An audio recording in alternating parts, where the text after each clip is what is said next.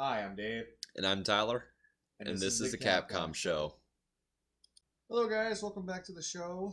Today is our first solid main episode, Woo! and so obviously we're going to start this off with a bang. And we're going to answer the question first: what is property? And by that, I'm going to say we're just going to define just the word property first. We're not going to talk about private, public, personal, any of those yet. Because if we don't even understand and agree with what the word property is, adding another word in front of it is not going to help. Nope. And that's why I think a lot of conversation has missed, is because they always start with Personal or private, they always start with those two, but they don't I think seek alignment on just the main word of I, property first. I think one of the main issues with it is, again, you have capitalism and you have communism, and both of them are different economic systems. So I feel like that plays into that whole problem of getting a good definition down, because both of them have obviously different ways that they work in each different society. But I feel like there could still be some like overlap between that we could at least agree upon and build off of that. We both agree that communism and capitalism can coexist as long as they're in a voluntary nature without a state. Yes. That's why we call ourselves anarchists. Yep. Anyway, so that's the first question we're going to answer. The second question is we're going to talk about the origination of property. We're going to talk about how we believe property becomes legitimate and justified, essentially. And the third is we're gonna define types of property. So that's the third thing we're gonna do, and that's all we're gonna be doing for this episode. Uh, Before we start, just letting you know, leave comments, suggestions, critique us on our page when we post this. Give us your feedback. We need your feedback. Just tell if we're off the fucking wall, crazy, insane. We're saying stupid shit. Let us know. Whatever it is. All right, so let's get into it. Do you want to answer the question first? Or you want me to go? Shoot. What is property? I would say, at least under my terminology of it, is property is something that you can either gift or have given to yourself, or that you can own. Now, on going forward with that, so this is the more subset question: is what does it mean to own something? what does it mean to own something? I'd have to say, and it's pretty much the personal property kind of definition that we use. To maintain or to actively use. Like, my car that I drive around and use a lot, it's technically not mine. It's not my name. But I use it, I maintain it. So I call it mine. So again, I mean, is it my property? Under the state, no, it's not my property. But colloquially, yes, it is my property because I use it and I maintain it. And, I keep track on it. I make sure that it's running. It can get me from point A to point B. It's inherently, it's my property. I don't, I use it. Okay. Yep. But, so, that's pretty much, that's also going to be I'm going to give you a heads up. That's going to be my argument for personal property, because that's pretty much what it is to begin with. But yeah, property, I feel like, is something that not even just one person, a group of people can own property too. Especially when you have corporations. For your case, corporations could own property. For instance, like if you work for a conglomerate of sorts, or somewhere you don't have a CEO, you have like a board of directors. Yep. They own all the property you work on. That's in a capitalist system. That's how it works. So again, property is something that you can own or maintain, but it's not limited to just one person. It's not limited to a group of people. It's something that can be owned. Mm-hmm. So, okay. So obviously, from the capitalist perspective, our definition, as far as I am understanding it, is a little different. So how I would define property is, so what does it mean to own something, essentially?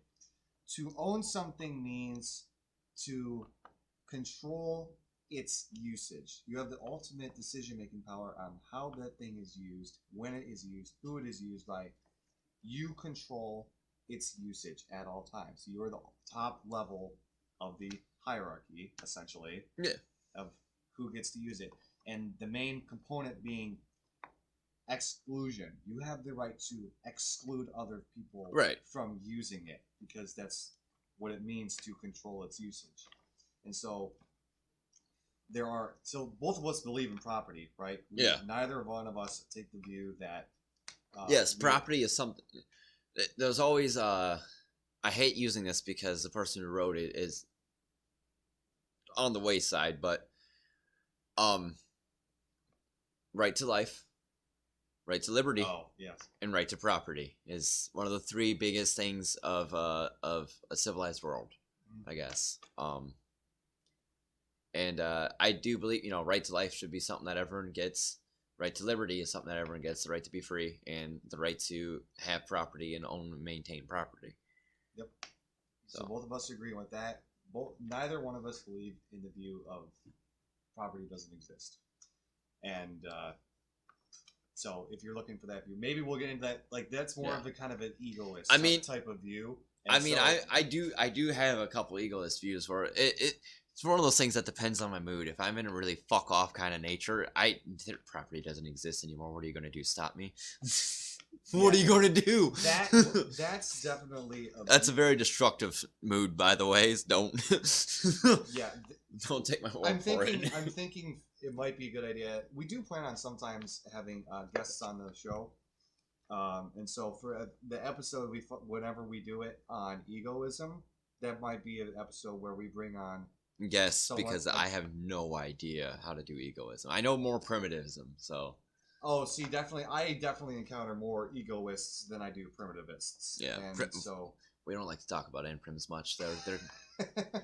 We can't find them online. It's amazing. It's like they don't like technology or something. Right? I mean, it's like they're off in the wilderness, away from the computer. They're fucking hermits. Yeah. So I actually know one. Yeah, exactly. So definitely, that's a future thing down the road. And so it's a future thing. We're talking about shit that's in the past. That would be an transhumanist. I'm just kidding. And transhumanist. I don't know. I don't really know much about that ideology specifically. Anyway, back on topic here. So that is the capitalist view and understanding of property. From what I understand, there are ANCAPs that their basis of property is different. So I would say about 3/4 of ANCAPs do believe in self-ownership. There are a few ANCAPs that reject that argument and methodology. They're not as common. Most do believe in self-ownership, though. I am the one that takes the view that does believe in self-ownership, though. As just letting you know. So, origination. Obviously, so I'll just start. Self-ownership, we can do a whole episode on this. I know some of the arguments that are against it. And the best way I can explain this is you own yourself because you are yourself. You control your body in an objective way that no one else can. Okay? If we're standing 10 feet apart, right? Say me and Tyler are standing 10 feet apart. Can he physically, without moving himself, raise my hand?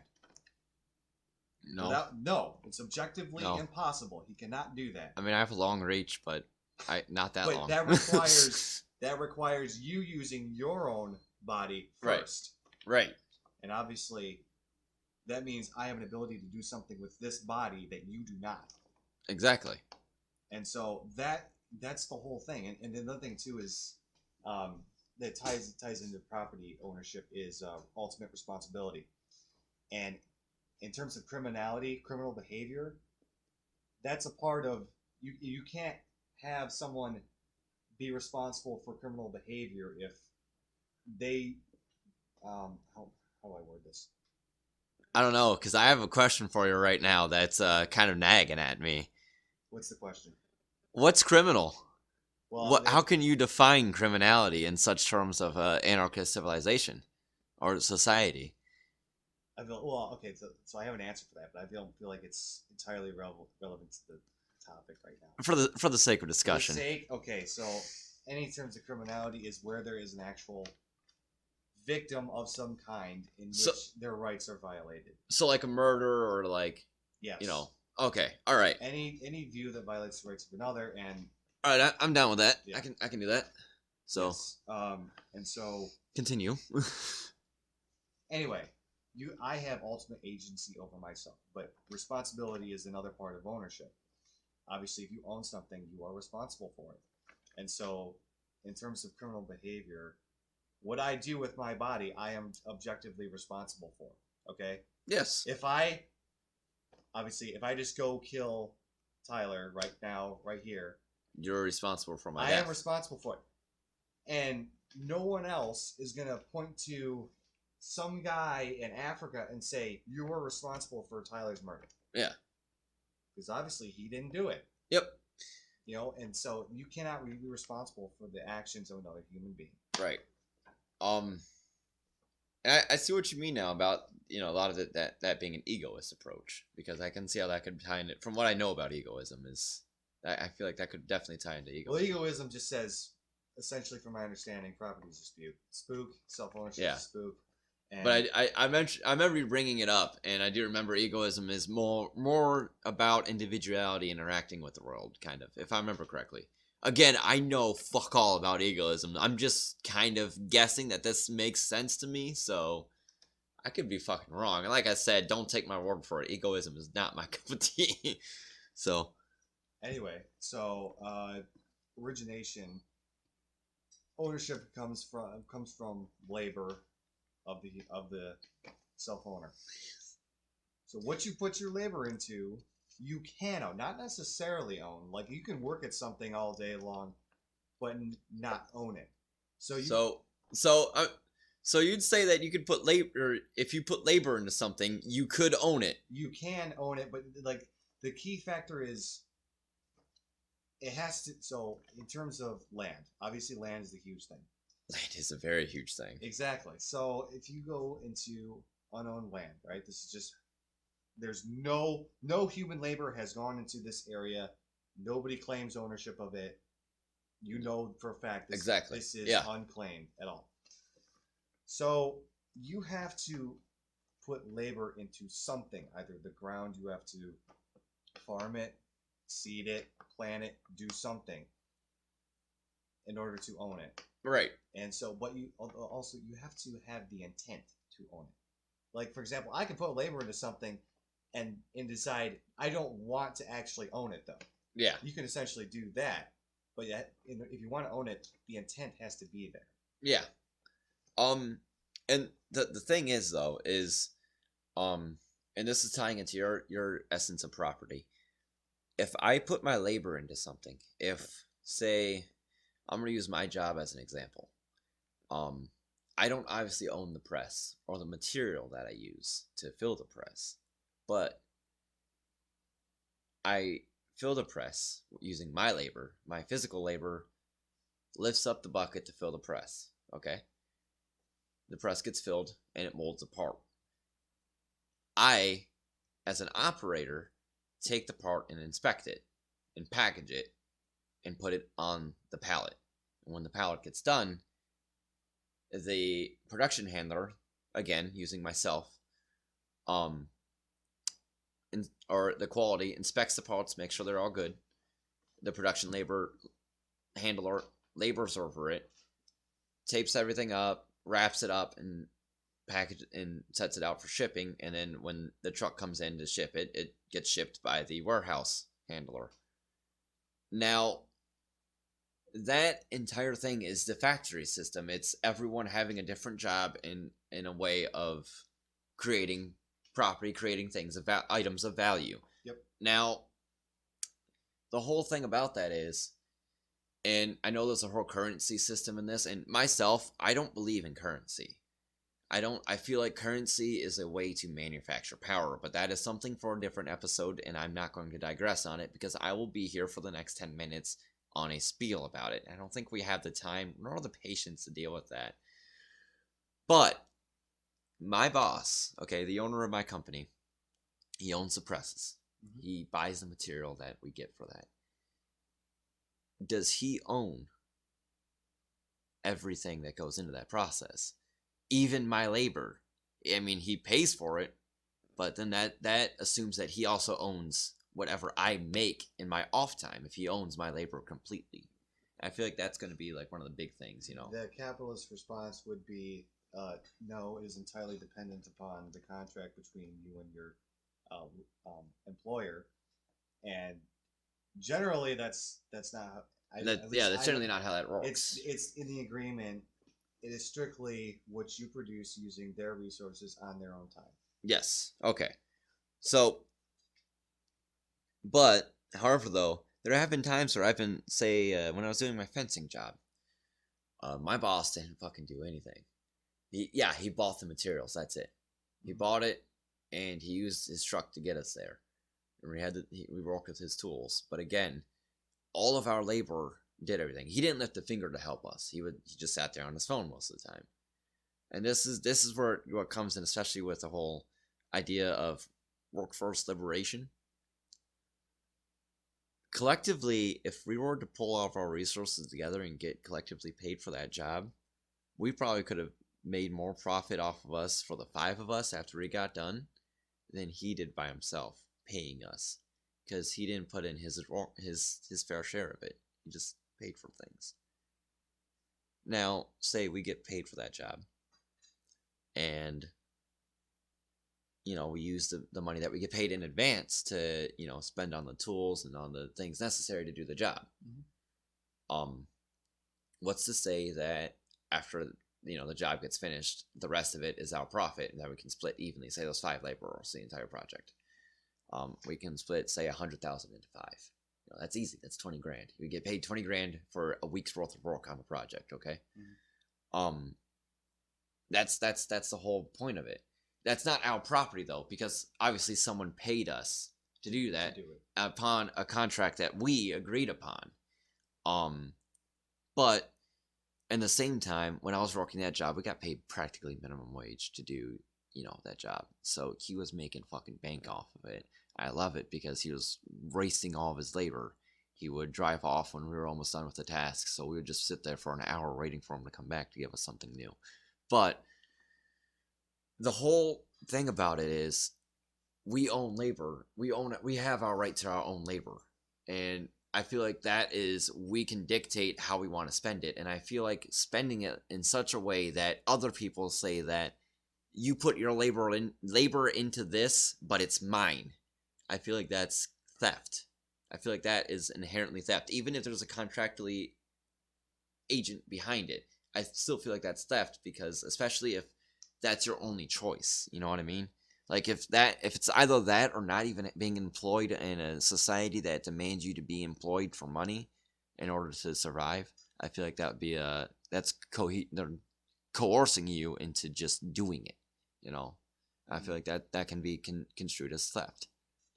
Yeah, and the capitalist view is consent is the foundation in distinction between what is theft and what is not. Right. So, and the capitalists say there has to be a violation of consent at some level, Right. or there needs to be an element of coercion somewhere. Right. And the element of coercion, I would say, is definitely within the society, because you get a lot of people who, Within a state, of course, you have coercion. Oh yeah, yeah. And I think both of us understand this would hardly be an issue in a stateless society, because most of the time freedom that completely frees up our ability to choose what we do with our exactly labor and to the such whole an astronomical level. the whole thing that I was mentioning earlier about currency, my whole view behind it is, in a stateless society we won't need currency, because it make no sense to have currency, because there'd be no governing body to regulate it. And on top of that, currency is only meant in a state society as people who are unable to have any talents to justify their existence, so to speak. You get a lot of rich people out there, and I'm going to go complete fucking Maoist on this shit. You get a lot of rich people out there, right? They're born into it. They're born in the lap of luxury, silver spoon in the mouth, private fucking schools, flying dad's jet on the weekends. They don't have to work a single day in their life, but they have more wealth than the man who has been struggling for the last 20 years of his. I don't think that's fair. I think that whole lottery aspect of it, of just being born into the right family, I feel like that is where a lot of the whole thing with currency is where I take a lot of aspect out of that. It's useless to society because now that person has more power than I do. That person who's never worked a day in their life, who has never contributed to society in any way except for their own opulence, and now has more governing power than I do because they can use their money that they've inherited as leverage, political leverage in a state. Whereas in a stateless society, that money is only good if you need a fire. Not good if you want to assert your will over someone. And again, if the whole thing about there being a state for both me and you really is what strains the whole relations between anarchists of every school of thought. Yes, it confuses and conglomerates all of our views, and it kind of puts us in a confusion and makes each other think that we're the enemy of each other. Yes. And this is harkening back to even our pilot episode. Anarchy comes first in both of our ideological terms. Thus, we should be anarchists first before we're whatever else. Yeah, I will say, if you care more about the second, then just care about the and more than whatever comes after the hyphen. You're usually in then good you're company. An anarchist. If you care more about the cap, the con, the ego, the prim, the whatever, then you're usually just there to co-opt anarchy for yourself. You're just gonna co-opt it. But now we did mention land. Yes. At one point, and I was waiting for you to mention land because this is like my wild draw for that I've had in my card since fucking turn one or since turn one. Yeah, this is the heated issue when someone says property. Because coming back to that currency thing, there's a reason why I went on that spiel. Slave ownership. I know it's archaic to suggest it, especially for us. We're two white guys. It's never affected us in any way. We may have had ancestors we don't know who benefited off of it. I don't know for sure. In terms of that, the actual kind of slavery that happened in the 18th century and all the centuries before, where it was physical. Yep. Real physical slavery where you're being whipped and all day and night and starving. Neither of us have had that kind. We're in a kind of different kind of slavery. Yeah, that's today. Wage slavery, but that's something different for a different episode. And I've been also told rather recently, actually, and mentioning wage slavery actually brought it up to me that apparently it's kind of not cool to mention that, especially for right. And I kind of get that. We've never had that problem in our ancestry before, but at least I haven't. I'm German ancestry, so I know I haven't. But anyway, that's again different topic for a different time. I know, like you get with your slaves in the South of the slave plantations. You have people down there who probably still own them from when they're, oh hey, there's a cat. There's his cat just walked in, and I have ADHD. Leave me alone. But like you get, let's say a family that inherited their slave plantation from like their great grandparents, that owned it. Is that still their property, even though the state deemed it illegal at the time? And yes, I know I mentioned state, but I feel like that was a whole thing where people said, hey, this is an atrocity. We shouldn't be doing this, And it's mob ruled, but we understand that it's, even in your society, I feel like that can't be, because it wasn't contractually obliged. Those people were taken against their will to work there. And all the wealth that family got was taken from people who weren't contractually obliged to be there. Mm-hmm. And were threatened with death if they try to leave. And I feel like that is one of the things that, we can kind of say that property can be construed as theft, especially if you're African American living in this country.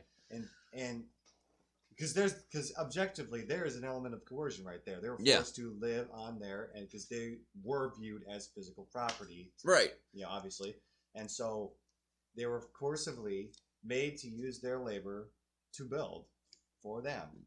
To build wealth for someone else. And so that wealth, since it was forced to be created against someone's will, is illegitimate. Yeah, exactly. Whoever's using the coercion, in this case, the landowner. Yep. That's illegitimate, and so the wealth and property objectively belong to the person who has, or the people that have the most objective evidence to claim it, which that would be all those who put the labor into it. Yeah. So would you say that the that maybe the ancestors of the slaves would deserve a piece of that pie, so to speak? Yes, as long as they can demonstrate it in some way, as long as it's, you know what I mean? Yeah. It's all based on what actual evidence there is, because obviously you got to make a claim. Yeah. You got to have evidence for it. Right. And so as long as that evidence is there, they deserve it. They deserve it. That's and I think that's I believe that's the entire thing behind reparations as well, which I support only because that's my neutral stance on it. I believe that, if, again, I'm not a victim of it, but if the victim said that will help them, fucking go for it, But speaking of that, again, back to the whole land thing, and I mentioned stolen land, and I've been fucking teasing this all week. And this goes back to the whole thing of it gets murkied because it's a state. And it's the fact that America is a genocidal state. Mm-hmm. I think we can all agree on that. Yep. It's a genocidal state through and through. The land that we're standing on right now, I'd say belonged to Michigan, the Ottawa, I believe, the Ojibwe. I don't know.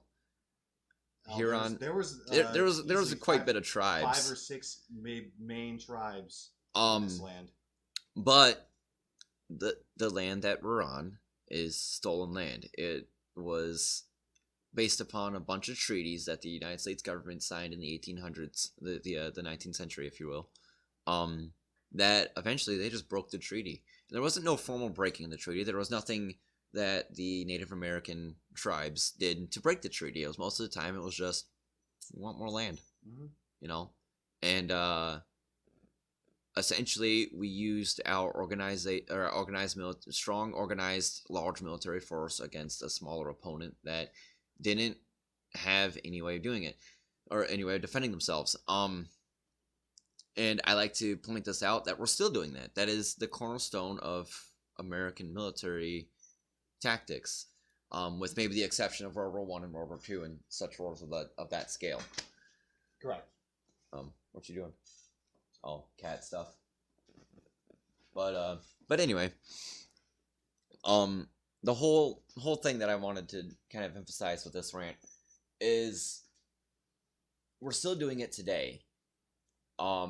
Just we're the military's trying to be careful about it, because if you think about it, everyone you get a lot of boomers who say this, that American soldiers are over there fighting for our rights, fighting for our freedom. LOL, good joke. Yeah, I know, right? We have, and I had a discussion with a comrade of mine down in Australia, Luke, and they said that the American military is the most redundant fighting force in all of current events. The reason why is because we are on an island, essentially, apart from every one of our enemies. The only person who poses a threat to us are people on on North and South American continents. And even if we were to cut our forces in half, no one will hold a light to us on these two continents almost the world over. We can't be invaded because it's a logistical nightmare, because they have to cross oceans to navally invade us. Yep. And anyone who ever did logistics or ever played any of those, I'm a big Hearts of Iron 4 guy. If you ever fucking play that game, you'll understand. Invading America when you have to cross the Atlantic or Pacific, don't do it. Just don't, because you won't make it. And that's pretty much how it is in real life, because you have a whole bunch of you have your forward operating base that has to be, constantly supplied. And if you can't keep that supplied, your troops will die. Eventually it's just war of attrition. You're fighting an offensive war on defensive turf. You're the enemy through and through to these people. And so, harking back to it, I went off on a tangent, and that's my problem. But we live on stolen land. And at that point, again, there's that whole thing going back to, essentially with your definition of it, there's coercion there. We lied to an entire group of people, entire civilizations of people, to get the land that we are on now. And I feel like the evidence doesn't even need to be proved there, because we know it for a fact. It's in our history books, In which case, it's all about who to give it to. Exactly. Who it needs to be appropriated to. And or maybe not necessarily given back to them if they don't want it. Obviously, if they don't want it, then I think they would. Well, obviously, they would. I would think most would. This is their ancestral homes. I mean, I'm pretty sure they would want it back too. If they want it and they have the evidence is there, which in this case it is, yeah, they should get it back. Or some people may be willing to say, you know what, I don't actually want the land, but I want something in return for it. Some compensation for exactly, compensation for it, for whatever the land value would be in today's. I'm not gonna lie, you kind of took the wind out of my sails there. I was kind of hoping that you would go against me, but I'm glad that you're not going against me, because I mean, it's honest truth. We live on stolen land. My understanding, that's how it should be. It's all taxation is theft, right? Give it back to who it belongs. Give it back to who it belongs. And again, with the whole, we're here now. That's the problem, though. I feel like that's a lot of problems that a lot of, especially with settlers, In this case, sometimes it's one of those things where once you dig back through this rabbit hole in our history, is that it causes more problems than it solves. Yep. And that's the problem, I think. And inherently, also, that's why I'm always against the state, because now we have people here who, technically, ancestrally, we don't belong here. This is not our land to have. But we're here now, and this is our home as well. So what are we going to do? And I feel like for us, it's our responsibility to at least try to make things as right as we possibly can. In moving forward is and essentially making up for it in at least different methods. Right. And I myself, I try to, I especially prioritize giving out mutual aid to especially communities, people of color, indigenous people, minorities. Especially people that I know that ancestors of mine could have negatively, just their actions could have negatively benefited this person now. That's just I feel like that's just the right thing to do. Cat. Anyway, so we both agree though that origination of property is based on labor, Yes, and that is the key factor. Yep. The intent to own it. And I fucking had a question for this too. I had one last thing I wanted to bring up. Can't remember. Oh yeah, no. So with the whole fact of, now that we got the prerequisite across of the stolen land issue, now, would you say that if it's on stolen land, will it still be stolen, even if it's not made by those who the land was stolen from? Or would that be just making way too much of a stretch? Let's say you've lost me there. You're gonna have to rephrase. All right. So we've got to the premise that we're on stolen land. Yes, we are currently on stolen land. So, would you say that if someone of, unknown origin, like unknown racial origin, or to manufacture something, would that still be theft? Manufacture something on the stolen land? On stolen land. Well, it depends on if it uses the land's actual resources. It just... Okay, yeah, I feel like that's fair. Location of where you build it, if you're just on there, but you're not actually doing anything with the resources on that property, then it's like me bringing my tools out with my own wood into a valley, putting something together, and then taking it and walking away. I didn't actually do anything on the land. I didn't affect the value of that at all. So it does. It's not. That's a non-issue unless I do something with that. Only reason why I laugh at that is because I got the visualization of just some dude just walking up, building a fucking door, and then walking away. Like, this is mine now, motherfuckers. Yes, you. So he's not putting his labor into the land. Right. He's putting it into the door. Whatever he's building. You know what I mean? So that is there in the issue. It would depend on him. And I feel like taking value out of the land. And I feel like that's okay, because again, he owns his tools, he has everything that he owns and he used to make it, and now he's owning his production from it. Exactly. That's fine. He owns his own means of production, and he creates what he needs, and now he has to say in what that goes. Mm-hmm. Exactly. So. All right. So I think if you got questions, like if you guys have questions, I have nothing for it right now. Yeah, for that. So bring up your own comments, right? Okay, so the third is the types of property type of thing. So types of property, oh boy. I know. So this is where obviously the big one of private versus personal comes up. Did you want me to read my spiel first? Yeah, go ahead, since you already have it prepared. So yeah, I have something. When I see a comment or response or argument that I find gets the point across, and I use it a lot, I'll save it so I can come back to it. So this is one I came across a very beginning of last year, I believe. So it goes like this. Property ownership necessarily implies exclusivity, which means that private property is redundant, as is personal property. The words private and personal already denote exclusivity. And it's already implied by the word property, because property requires to be able to exclude others from using it, right? Right. And so to differentiate between personal and private property is therefore a distinction without a difference. This implication of exclusivity also means that public property is an oxymoron. That's this person's view. That's not necessarily my view. I will say that. It doesn't necessarily have to be a contradiction. It can be, not necessarily. So if no one can be excluded from using the resource, it isn't property. Resources that aren't scarce or rivalrous, likewise cannot be considered property, which means that intellectual property is a contradiction in terms. And maybe we'll get into intellectual property in a different episode. We could, if we have enough time on this one, we could always get into it here. Maybe, yeah. I'm anti-intellectual property, from my understanding. It's not actual property. A thought can't be a property. That's just my whole thing.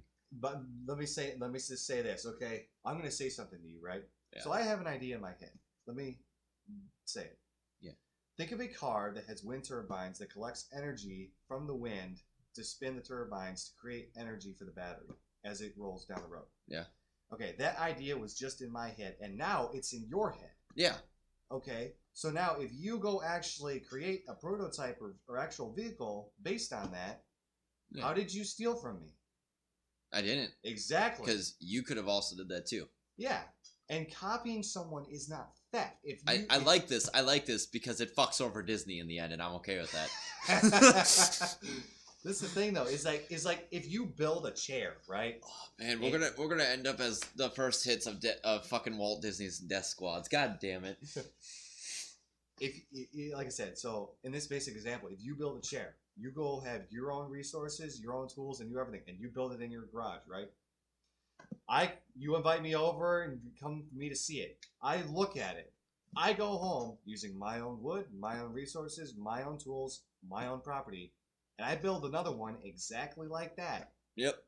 I objectively did nothing to deprive you of what your labor created. Exactly. I didn't deprive you of anything. How did I steal from you? And I feel like this goes in with copyright. Copyright's a fucking it's a hoax. It's bullshit. It's bullshit. There's a video actually when I was a kid.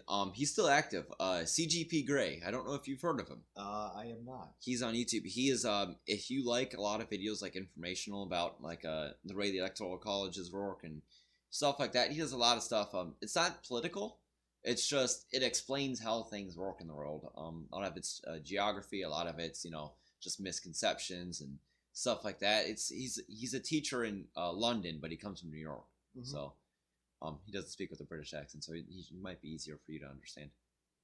I feel like I insulted you with that, but I'm not. I'm actually terrible at understanding accents, but hey, at least British isn't that bad. British isn't that bad, no. I've got Chaldean people I work with who are, me personally, I'm terrible at understanding. I used to work with 9 or 10 people who were actually refugees or immigrants from Bangladesh, and fucking swell workers, by the way. Most of the women were fucking awesome. The guys I had trouble getting along with simply because there was a lot of cultural differences between me growing up here and them growing up there. Personally, the alpha male, I want to call him. He was like that with everyone. He even talked to women. He was very the way he carried himself, very disrespectful sometimes. And I remember having a conversation with one of my coworkers, and they're like, "Oh, so you ever think about getting, at this time my girlfriend, who's my fiance now, obviously, as you know, about having her work with me?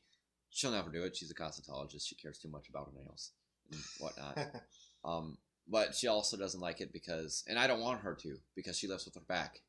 Yeah. So I don't know if you've been around whenever I can get on her about lifting with her back, because it fucking drives me up the wall. Just because I understand exactly what happens when you lift with your back. Yeah, bad things happen. Bad things happen. Don't lift with your back, people. Lift with your legs. It still reminds me of the Family Guy episode of Peter trying to lift up the back of the car. Okay, you want all the weight on your back. Then you want to lift up while using a jerking, twisting motion. God damn it. Or fucking Ultra, and they're like, oh, they get stuck out in the desert, and Giselle has bionic legs. He's like, oh man, I just threw out my back. You have bionic legs and you're lifting with your back? but no, I remember my this was also back when I was like kind of conservative too, so there was definitely some kind of racism mixed in with this, but I don't have the exact same idea as this, but I do have some kind of like very protective and defensive thing about it. Just the way that man talked to a lot of the women around the shop, I replied to my coworker that I would not take it. I am one of those people where if they're going to talk to her like that, I'm going to knock the shit out of them, because I don't respect those kind of people at all, and it just drives me up a wall when that shit happens. And it's kind of like it's just disrespectful, not to me. It's disrespectful to anyone else, and that's just me being protective of her. So, but they're fucking great though. I loved working with those people. The Chaldean awesome. People I work with, they're pretty good. I learned how to speak some Bangla. They were trying to teach it to me, and the worst part about it though is because it's an Eastern language. And I don't know if you understand how languages work, but Western and Eastern do not get along with each other, in that a Western language, like I can go pick up German or Spanish or French, and I know the Spanish alphabet. I know some German, because those are closely related to the English language. I could probably pick up on French, but I don't want to, because it just disgusts me. I don't like the way it looks on paper, and I hate the way it sounds when it's spoken. I don't understand why people say, "Oh, it's the Romance language. It sounds like you're throwing up. Please change your language." Wow! Don't let my wife hear that. She's in the other room. I might be a dead man here the next 5 minutes. But I can't learn Eastern languages, and I figured that one out because I can't remember a word that they taught me. And I tried. I tried saying hello to them every day, and I did for like a week straight. I said hello to them in Bangla, and they said hello back to me in Bangla, and it was awesome. I loved it because I know that they probably felt like they were at home, Mm-hmm. I loved it. They were happy. I was happy. It was cool. It was a great time. The weekend happened. I forgot how to say it, and now we're here. So this is all okay. Let's bring it back to. We got off topic really quickly, but I mean. Okay, so types of property. So okay, we were going on intellectual property. I remember copyright. That was We And- both agree copyright's bullshit. But CGP Grey, by the way, I remember exactly where we were at. CGP Grey, he did this video called Disney Forever Lasts One Day. And it explains how Walt Disney has lobbied, his company has lobbied for copyright to be just ridiculous in the United States of America. Currently, right now, if I remember correctly, it's 70 years after the original date of creation. Or no, it's the entire lifetime of the author plus 70 years after their death. Which is ridiculous. Which is ridiculous, honestly. It was originally like 10 years, I believe, in like the 1800s. Which is okay, I guess. I mean, it's whatever. better. It's better. But this is also the 1800s, so I mean, they weren't exactly more high ground in those times. And plus information didn't travel nearly as fast. Right. So. But he did a great topic with this. When Lucasfilm did this, because this was originally published before Disney bought Lucasfilm, and they kept putting out Star Wars every like 3 years. They put out a new Star Wars thing. Mhm. You know, you could still make parodies of it because parodies are protected. You know, but so often they're keep putting them out because say like, oh, I can't wait to do a New Hope thing. And then, New Hope just got remade. Now that just pushed back to the copyright deadline again, And intellectual property is a fucking hoax because of that. You can't tell me that someone else had the same idea as you. I I mean, it's entirely possible for two different human beings to come up with the same exact idea exactly. and do something about it, and then they meet each other and claim, "Oh, you stole from me." No, that's not how it works. And I want to point this out. Henry Ford, terrible man, by the way, but Henry Ford, I just said that in Michigan. I'm going to be fucking crucified. Well, if you did that at the company I work for, yeah, you would be. You work for Ford? No, I don't work directly for. Oh no, okay, yeah, no, you work. Okay, yeah, yeah. I mean, most of the stuff I make is for Ford as well, but anyway, off topic. Going back to the ways we don't want to get fired on. So Henry Ford made his first prototype of his cars in the early 1900s. Carl Benz, founder of the Mercedes, or the founder of what was now Mercedes-Benz, obviously, made his first prototype and actually unveiled it in like the late 1890s, like 1897, 1898. Now, I'm pretty sure there's, headlines of, first car ever, across, the entire world at this time. But what's to say that Henry Ford wasn't working on a design for a horseless carriage at the same time Carl Benz was? It's entirely possible. It's entirely possible because that's how progress works. That's how innovation happens. You can have different people working on the same thing, advancing it, and at the same time, and it's like, well, you can have many people all believe in the same idea. It's just there's just different representations of how it comes out. Exactly, but it's not theft because you didn't steal it. You can't steal a thought. You can't steal a thought. And so the only way something like this could be theft is if you made a prior arrangement, like I heard this example of making a music piece, right? Yeah. So if you say you made a piece of music, no one else has ever heard it. Yeah. And in order for someone else to listen to it, they have to agree to not replicate it or not, do anything with the music.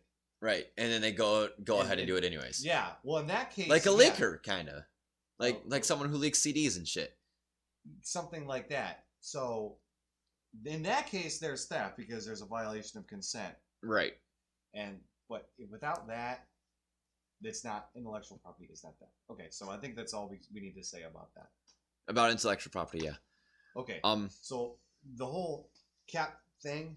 Yeah. Private and personal, they actually go hand in hand. They're not different. It's all, if you own this, you control it, and you can exclude anyone you want from it. Right. You know what I mean? Right. I think the whole thing was personal. And this is what I said at the beginning of the show. Private and personal are just the same thing in a different economic system. Pretty much, yeah. Personal property is what someone owns that they are the sole owner of. Now, again, it can be, and this harkens back with private property, especially in capitalism. They could also let other people use it in, under certain terms of agreement. But that's antithetical, I guess, now that I'm actually thinking about this fully through. That is antithetical to Marx. But I digress from that. I want to say, personal property, like, the greatest example is the toothbrush. I don't know if you ever heard this joke. I fucking love this joke. I may not have heard the joke, but I've heard. Yeah, it's toothbrush is the common example. It's like I remember. I think it was like a rant that some fucking dickhead was on at one point, and he was like, "Oh, they're gonna end up. I'm gonna have to share my toothbrush with people," and it's like, no, that's fucking disgusting. Why would we make you do that? Like, we're all for like communal shit, but no, dude, you get to keep your toothbrush. In fact, we'll give you another one every 2 months, like you're supposed to. Like we'll fucking help you out with that shit. We don't want your toothbrush. We don't want your nasty germs. Exactly right. That's personal property though, right there. Is that toothbrush is personal property? We don't want that. Your car that you own is personal property. We don't want that. And now, if you want it, but we would like it to, if you would offer it up, This brings into what about means of production, which yes, one of our future episodes, either the next one or the one after, is going to be about that. We're probably going to end up talking about it sometime on the page, so just keep your head up about that. Because I think our views about what a means of production is they're not fully concluded.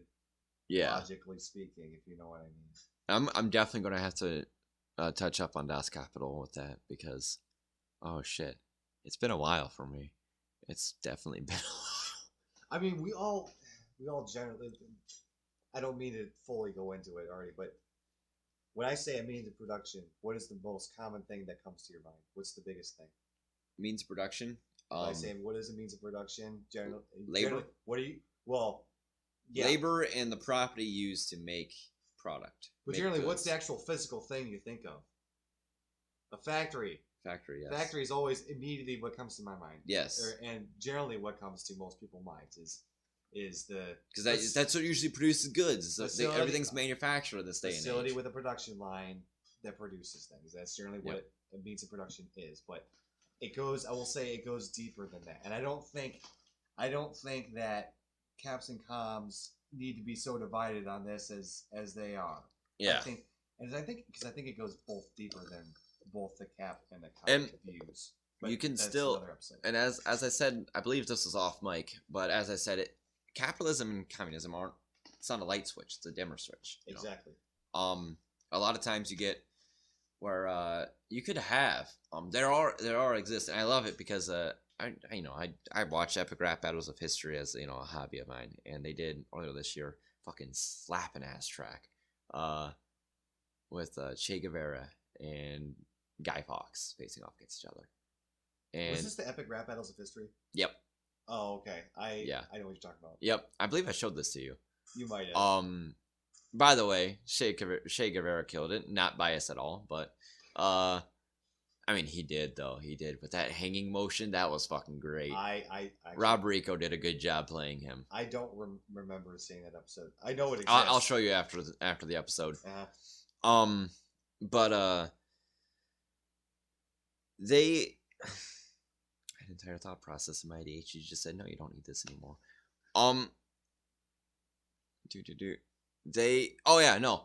There was one lyric where Guy Fawkes said that making capitalists rich off of you on merch, because Che Guevara is iconic to socialist movements around the world. He's like the face of the revolution, I guess you could say. You got that steely-eyed look and everything. 9 times out of 10, the people who make those t-shirts, those posters, those coasters and everything that they mentioned, those aren't capitalists. Those are worker co-ops. Everyone who made that, they own the means of their production. They made that. Why would a capitalist actively produce things that have someone who wishes to see them dead on it. Like, you know what I mean? Like, why would you give your enemies propaganda to use against you? Yeah. So obviously 9 times out of 10, that's a worker co-op that put that out. And I feel like a lot of people don't understand that those can still exist even in a capitalist system. And that is the entire reason why syndicalism, which is the idea of trade unions being able to negotiate everything, exists. Which I am very for, because I feel like that's the best, I would one of say, the best and things. there's a mixture between that already exists. It's just not. It's not strong enough. It's very biased in the capitalist perspective. There Um, are worker co-ops and worker-owned businesses that do exist. It's just they're very few and far between And right now. the capitalist light version of worker co-ops is like, hey, if you come work with us, we'll give you X% or point X% of our stocks. That way, you can say that you own the means of production, but you don't own the means of production, because how do you know that that's not, we'll give you 0.003% of our stocks. And it's like, don't worry, because everyone else that you work with out of like the 200 employees that we have also gets that much. So at the end of the day, not one employee or the entire workforce that actually makes the goods not even be able to own more than 1% of the company. And I feel like that's still theft at that point, because that they're lying to you intentionally just to make you feel good. Yeah, I feel like that's just fucking lying. I would agree that a worker co-op would definitely work differently without a state than without. Oh, definitely.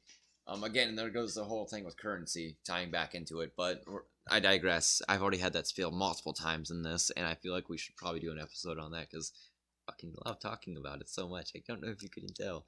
Yeah, I have a little thing that you might find interesting about when it comes to worker co-ops, and basically it'll explain why a lot of the caps think that communism and co-ops and stuff don't work. Yeah. I'm not like we aren't opposed to them as long as they're voluntary. It's just our general understanding is that they don't. They usually are pretty much.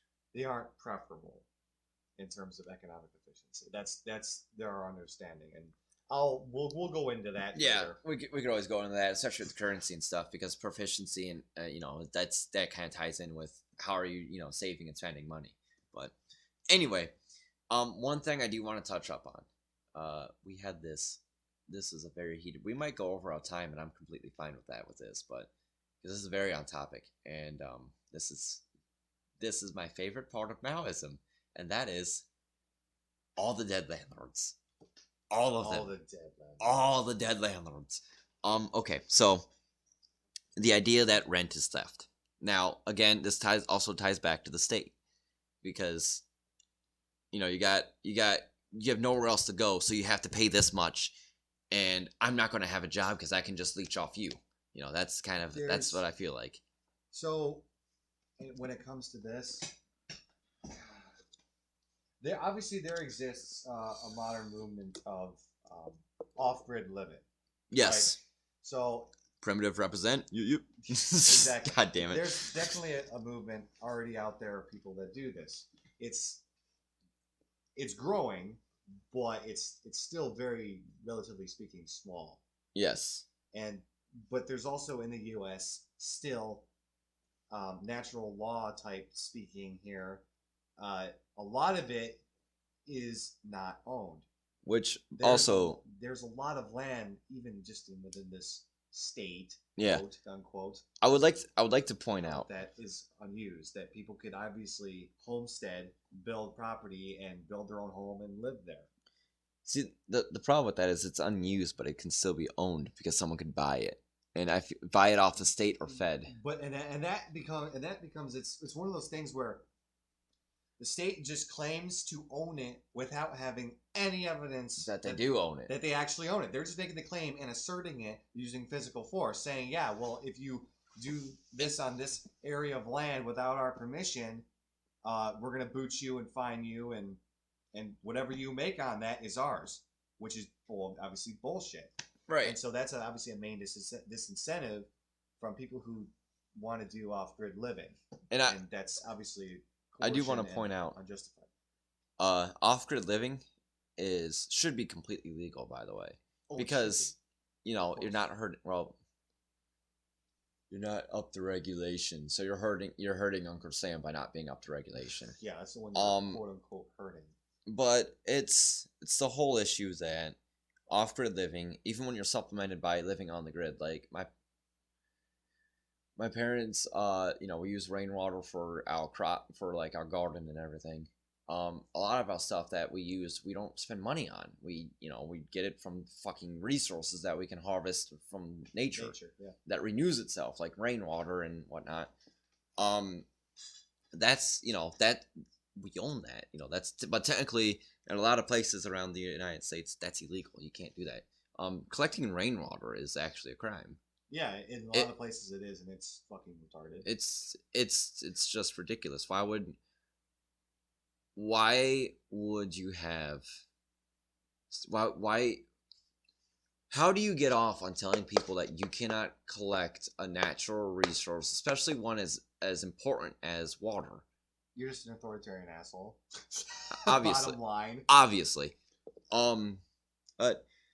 But the whole thing that I went back with, though, with landlords is you get like you get a property, say you buy a house, and then you had that with the intention of renting out. Now, first off, you're already being a class traitor because you bought a house. You bought something that most people can't even afford to fucking get by their own, you know? So you now take your privilege and instead you decide, I'm going to rent this out to people for a fraction less than I pay on it monthly. But I'm still I'm still going to be able to turn a profit in the long run. You are now profiting off of the fact that someone is hurt by your manufactured scarcity. Because there's so many vacant houses in this country that we'd still have some left over even if we just gave them away to the homeless people. But because banks don't want that, because landlords don't want that, because they want to make profit off of it, and that's one of the biggest things about the whole Maoist approach with it. Landlords should not exist if there is one homeless man on the street, because that means that there is a class oppressing that man or that person. And I feel like that is something that's wrong. In the beginning of the episode, I did highlight the rights of life, or at least off the mic. I don't know when I did. I've been here for a long time. Okay. But I did highlight the right to life. And in that, and I'm probably going to get back into this if we ever do healthcare in the future, which I feel like we will. Eventually, we're probably going to do our own versions of how healthcare will work in the society. Probably. Right. Which that one's going to be a fucking field day for me. Only because I have to do a lot of research for that one. What isn't going to be a field day for us? Guns. Oh yeah, Guns is going to be a fun episode. Guns and hating police will probably be the best episodes in terms of us getting along. Yeah, I love that shit. But the whole thing about the right to life is the right to sustain life as well. The right to be able to live on your own accord, have the right to be able to have access to medical care, I guess. And knowing that you won't be, just having access alone would do a lot for people, and access to housing is something, food, shelter, and water, that's just natural for any living species of animal on this planet. We learned that as hunters. So yeah, food, cover, water. That's all you need. Yeah. And I feel like charging people for that is unnecessary. I feel like that's almost a crime. Like you're saying you have to pay me this much, otherwise I'm going to put your life in jeopardy because I don't like you. And yeah, I get that's a contractual basis, but at the same time, it's still an essence of coercion with it. It's so okay. So this is the capitalist view. Based on that, is that the elements of coercion isn't from another human being that directly. It's from nature itself. So there's an element of coercion in nature naturally saying, "Hey, all these life forms, in order for you to live, you need to consume and reproduce." Right. if you want to carry on species, but you need to consume. You need to have protection from the elements. You need to have food and water. And Yes. The thing is that applies equally to every single human being. So that element of coercion is based on all of us. Right. But the thing is that is property based on what you need or what you produce? Is it based on your labor or just on what you need? If you need something but you don't labor for it, is it really yours? I mean, I'd say something that is as necessity to life is just regularly a need. I mean, But if you need something, does that mean you own it then, even if you didn't put any labor into it? well, it depends. That's the question. There's a lot of context and nuance that I feel like it would Oh, need to there be is. need to But be just addressed. Um, it depends on how such a thing was made. I am not against teaching workshops to people who are in need of housing on construction. If I knew how to build a house, I'd be fucking out there teaching people how to do it so that they can go out and do it. But I feel like again, in the end, it all comes back to we wouldn't be having this discussion if we had a stateless society already. Oh, we wouldn't, of course. We'd actually be able to out there do it without being fucking threatened with violence and having our property taken from us. And yeah, property forfeiture, which is theft all on its own. Yeah. But that's pretty much what it is. The existence of the state is what stops people from just claiming a house that's vacant, that just sits vacant. And honestly, at that point, the coercion just ceases to exist. They can't keep track of ownership over something. And this is the thing too. I will just a side bit. In a stateless society, when it comes to vacant property, Yeah. anyone that actually has the intent of keeping their property is gonna make it known that it's not vacant and that it is currently owned. You Right. know what I mean? Right. And at that point, it's personal property. Yeah. Because then they're going to occupy it most of the time. They're going to probably dress it up, make it look nice, and they're probably going to live in it and use it. That's the thing, is that what sense would it make to say, I want to own this, and then not care about it at all, never use it? I mean, right? You have your own incentive to make sure other people know that you are still using it, controlling it, and utilizing it. If you're not doing any of those things, but you still want to own it, I mean, it's like, what's the point? Right. I know for a fact that if the state did not exist, there would be almost no way of keeping track of that, except for the obvious one where it's like, hey, obviously someone's living here, but you get, especially in Detroit. Oh, Detroit. Actually, how many abandoned houses do you see in that city? There's a lot. My best friend, I have a good friend who is a Detroit firefighter, and the majority of the houses that are on fire are abandoned, and it's crazy, and that's what he gets called down to all the time. And all it takes is just, and how many times have you gone to see a concert in Detroit or whatever, that you've seen someone who is without home or without food or without shelter on the streets? Yeah, there's a lot of it happening, and I feel like a lot of that whole reason why Detroit's a bad city. It's not a bad city. For those listening who are not from here, it's a great city. I love it. I love the city of Detroit, and I wish nothing but the best for it, because I've been to Chicago. I've been to Chicago once. Fucking hated it. Hated every minute of it. I was like, I don't like this place at all. I want to go back home. I'd rather keep my big Detroit city than come here again. I went to Chicago once, and I don't know. I had a pleasurable time, but Were you driving? I was not driving. That's why. And I was younger. I was maybe just a teenager, so I still didn't have a full understanding. You didn't have, how yeah. things actually work. I went there as a concert. We were all stoned as shit driving through Chicago, and I'm just like, they have one-way streets that have one lane going that way and 3 lanes going this way. Fuck this.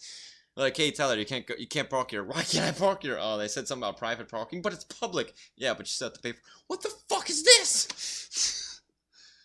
That city's a nightmare. I don't like that city. I know of its importance. I know some people are going to get offended by me saying fuck Chi-Town, but fuck Chi-Town. Fuck the Wind City. I don't care. You deserve that wind. If your traffic laws make it so that you have to have a migraine after spending 30 minutes out in traffic just to get 2 miles down the road, I'm sorry, you deserve the gust of Zeus blowing your fucking city into the goddamn Lake of Michigan. Oh man, That's my final take on it. I don't like Chi-Town. But to Tyler. Don't like Chicago at all.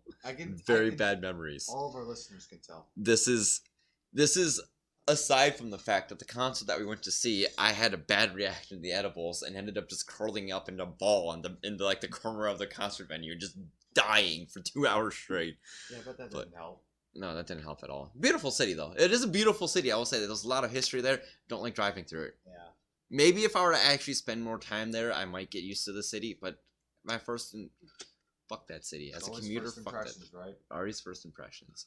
But anyway, bringing it back to obviously, there's a lot of there's a lot of stuff, especially in Detroit. There's a lot of stuff that we could do. Just giving up the fact that we have abandoned houses. If we were to fix those houses up, give workshops up to the to the homeless people and people without shelters.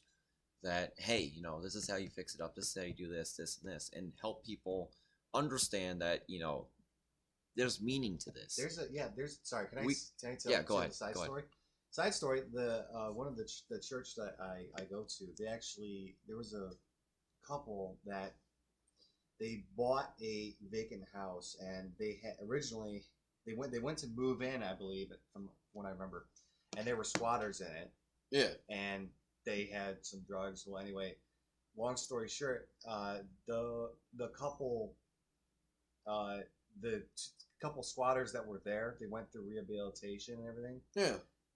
The people that bought it, they fixed the house up, and then when the squatters were done, they let them live in there, let them have the house. I like that. I was gonna say that, and I was like, that's awesome. That's the best. Now, my follow up question to that is like, did they just say like, here you go, or did they say like, pay us? Because then I'll be like, that's just fucking rude. You're not gonna, these people are obviously in one of the worst fucking times of their life. Yeah, as from my understanding, this family had actually a lot of money, and so they were buying like some other. So it was like a charity kind of thing. It was it was pretty much based on charity, but I was like, that's awesome, man. That's awesome. That's class consciousness. You fucking buy a house, and next thing you know, you're like, these people are without a home. They're obviously not having a fucking good time right now. Send them to rehab, get them clean, and then help them out, help people. That's one of the whole things. That's the whole thesis of the communist socialist ideology, is helping people who you could be there. You could be there in that own. Well, obviously, if again, like harkening back, if you get that lottery where you win, you win the birth lottery, you get into burn into a rich family, you're never going to have to worry about ever being homeless, ever being hungry, ever being thirsty. You never have to worry about that. But for working class people, that is an honest threat. The only way a person like that would actually end up just like the most common workers is if they were horrible at managing money, pissed it all away, or something just terrible happened where they lost all of their wealth. And then, but they would at least understand what it's like to have all of it. Right. Whereas the average common worker, lower class worker, they have no idea.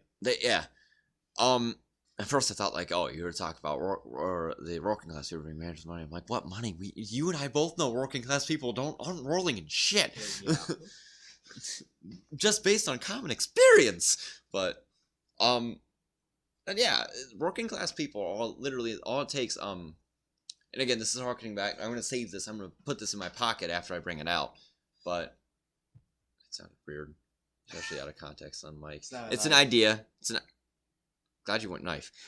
It's an idea. But by the way, complete class traitor this woman is. But my quality manager, my head quality manager at my job, she came back from open chest or open heart surgery.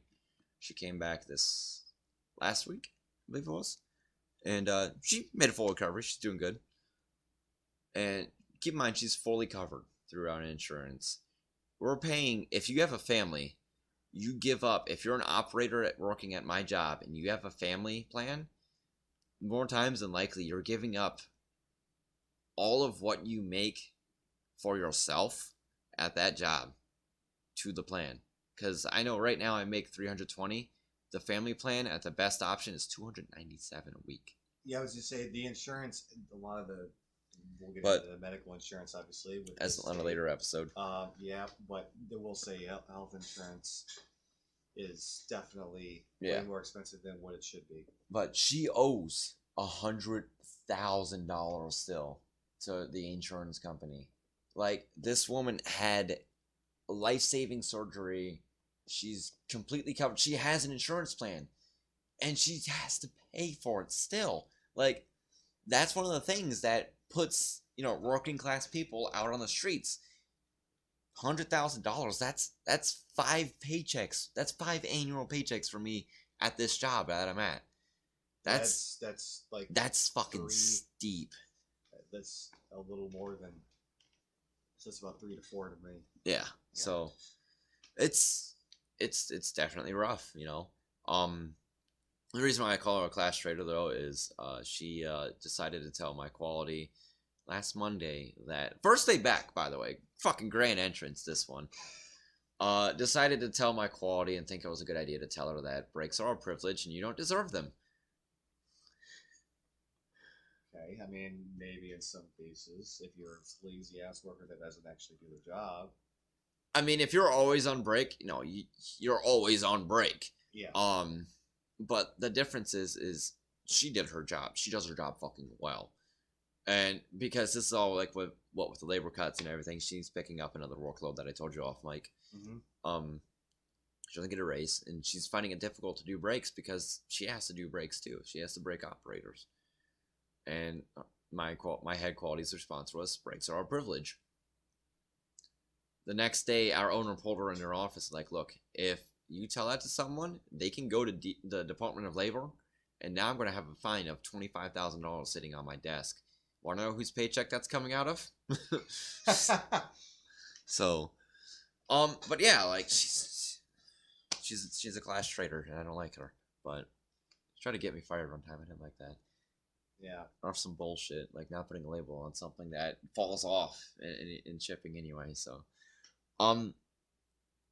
but I feel like we've mostly digressed and kind of beat this hearse till it's dead and then some. Yeah, in terms of types of property, right? That's our original third. Is that Piece, I think to wrap up, we can all agree that stolen land is stolen land. The United States of America is a genocidal state that has made a habit of stealing land from indigenous people. So yeah, obviously the most correct way to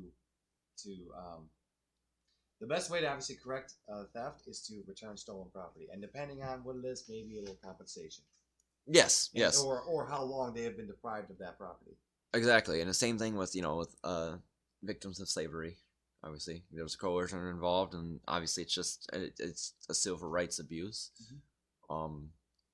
That those people that have been victims of it need to have some form of reparations from the family that did the abusing, and I don't think that the family should decide on what the reparations should be, because they're probably gonna be like, here's a penny for your troubles, now get out of my face, because that's probably what they would be. But I feel like the victims should be the ones to decide. And this is one of those things where I believe the captain would say probably what's best is a neutral third party.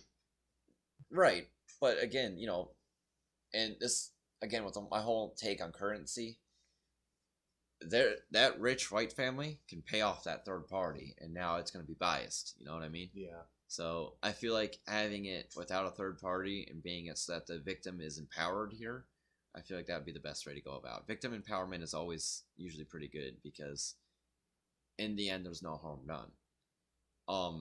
You could say that there's harm done to the person or to the perpetrator, but at the same time, the perpetrator could have just not did whatever the fuck they did, and we wouldn't be having this discussion in the first place. There'd be no victim to have. And obviously, what complicates theft so much is, one, depending on what's stolen, but two is the second thing would be the time lapse between the theft and where the actual retribution takes place.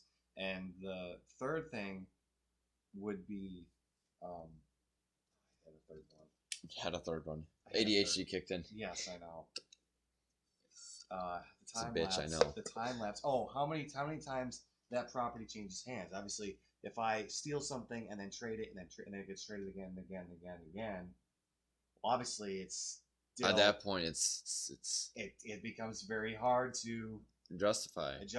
because of how many times that property has changed hands. You know, this man stole it from me. He's like, no, I didn't. And now and then I got this from this man. Well, obviously he sold it to him. No, I got it from this man. You know, you have one unjustified transfer of ownership, but then because you would have a whole bunch of other voluntary exchanges, right? Which you have no problem with, besides the part that it was stolen. And so then it becomes a pain in the ass of, well, you know what? It's still stolen and it needs to go back to its rightful owner. Right. And ultimately, I would say in that case, if you have something that was worth $5 or $10, right, and it was stolen, and then the guy traded it, the guy that stole it needs to pay all the monetary value back to the person he stole it from. Yeah.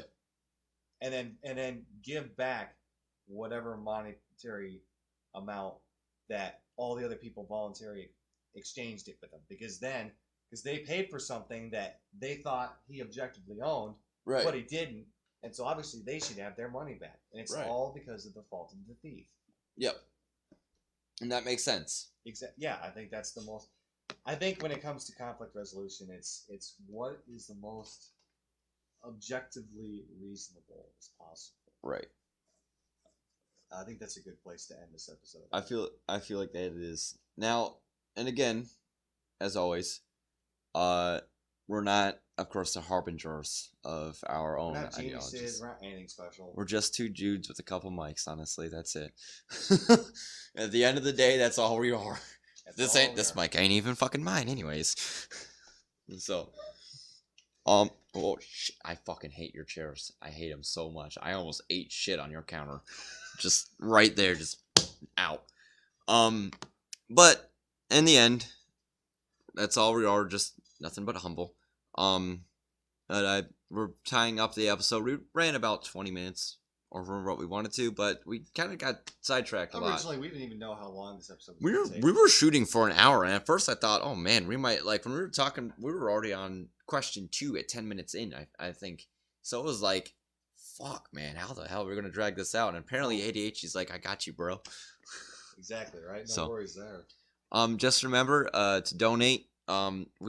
I think we originally were going to plan on putting this on SoundCloud, but we're just going to forego that and just keep it up on Anchor. Yeah, since it applies it to Spotify and a few other apps. Yep. I believe there is a donate link on Anchor. There is on Anchor. I don't know exactly how it works, but so yeah, if you guys want to figure out how that works, and if you guys do donate and figure out how that works, please tell the rest of the community. We're going to be working on actually getting our Patreon up and just kind of like fleshing out the entire program site. It's actually more of a web show than it is just two dudes with a mic. What I would say what's far more important to us though is the feedback. We value your feedback more than your money. Yes, exactly. We want to hear it because we want an exchange of ideas mostly. That's the main goal of this. We want a community. We want an exchange of ideas with this. Essentially, what we're trying to do, obviously, if you haven't heard, a lot of our problems always stem back to this wouldn't be an issue if we had a stateless society. Yes. So, in the end, a lot of our problems that are plague us because of the state. Because of the state, and not because, that's... Not because of each other's not because of system necessarily, So, naturally... we want to build a community. We want people to be there for each other. We want people to help each other out and necessarily try our best to build that up, exchange ideas, grow together.